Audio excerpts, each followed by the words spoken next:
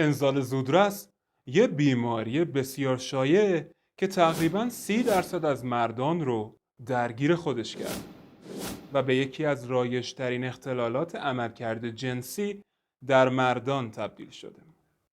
در پایان این ویدیو به این سوال خیلی مهم پاسخ خواهم داد که آیا استمناء بیش از حد باعث انزال زودرس میشه؟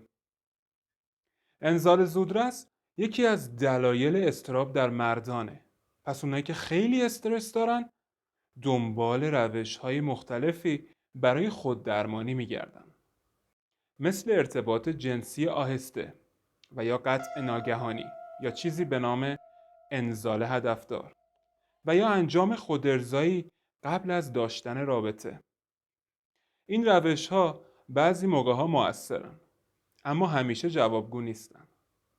و خب همین باعث میشه که خیلیا میان پیش من و سوال میکنن در مورد چیزهای دیگری که میتونن امتحان کنن تا مشکل زود انزالیشون حل بشه.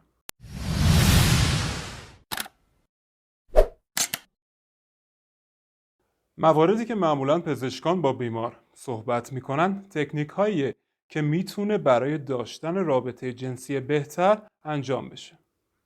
چند تا تکنیک وجود دارن، مثل روش فشردن، یعنی قبل از انزال سر حالت تناسلی برای چند ثانیه فشرده میشه که این اشتیاق و یا تمایل به انزال رو از بین میبره. این روش براتون بین 30 ثانیه تا 1 دقیقه زمان میخره. در پایان همین ویدیو چند تا مواد غذایی رو براتون خواهم گفت که واقعا جادو میکنن. پس تا انتهای این ویدیو با من باشید.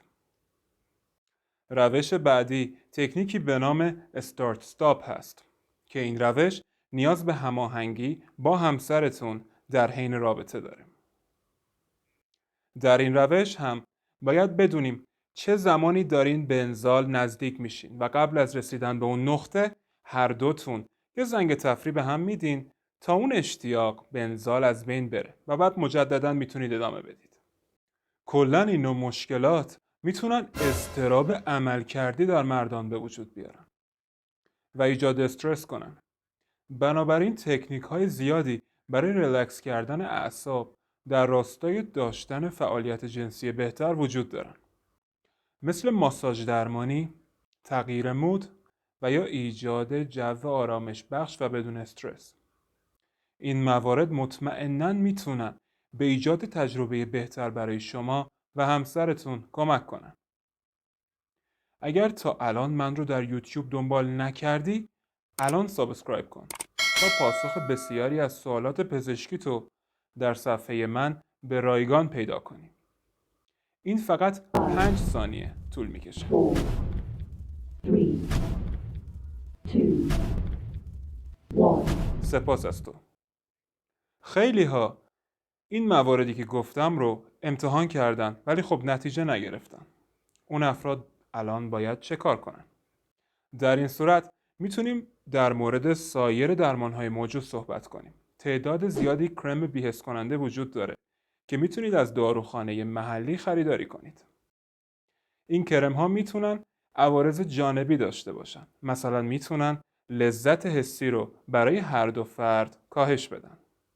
خب حالا اگر تمام این کارها رو باز انجام دادید و جواب نگرفتین، در برخی موارد به عنوان آخرین چاره با روش درمانی تهاجمی تر وارد عمل میشه. یعنی استفاده از کلاس دارویی SSRI که مخفف Selective Serotonin Reuptake Inhibitor به معنی بازدارنده بازجذب سروتونینه. این دسته شامل داروهای ضد افسردگی مانند پروزک و پکسال هستش و کاری که این داروها انجام میدن اینه که باعث افزایش سطح سروتونین در بدن شما میشن.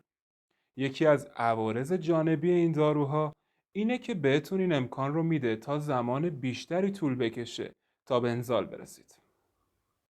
با این حال شما باید متعهد به مصرف منظم این داروها باشید. همچنین باید توجه داشته باشین که این داروها ممکنه عوارض جانبی خاص دیگه‌ای هم داشته باشن. پس مهمه که قبل از شروع استفاده از این داروها با پزشک خودتون در مورد این عوارض جانبی صحبت کنید.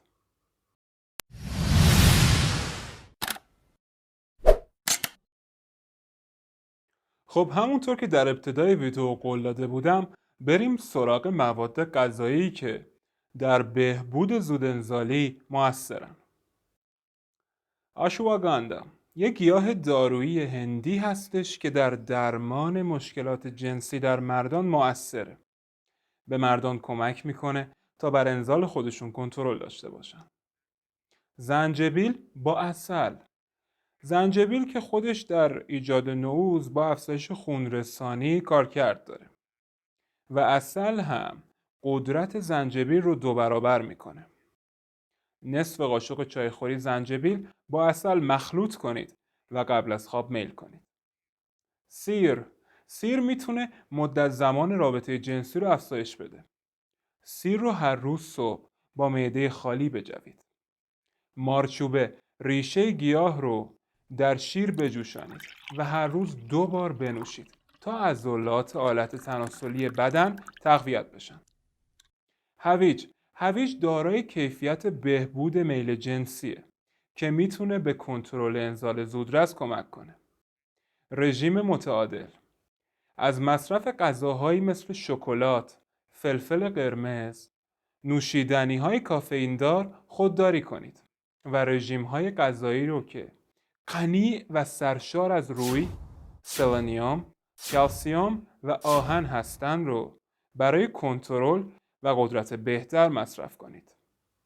خب حالا وقت پاسخ به اون سوال کلیدی ابتدای ویدیو رسیده.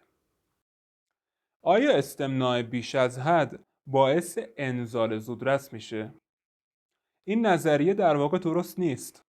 در حقیقت یکی از راه‌های درمان انزال زودرس خودارضایی کنترل شده است.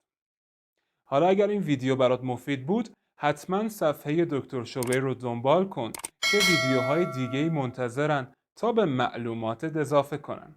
روی لایک این پایین کلیک کن تا من بدونم این ویدیو برات مفید بوده یا نه. اگر سوالی داری یا مریض احوالی و علائم داری و نمیتونی بیای مطب، همین زیر تو بخش نظرات بنویس، ویزیت رایگان میشی. سپاس و بدرود.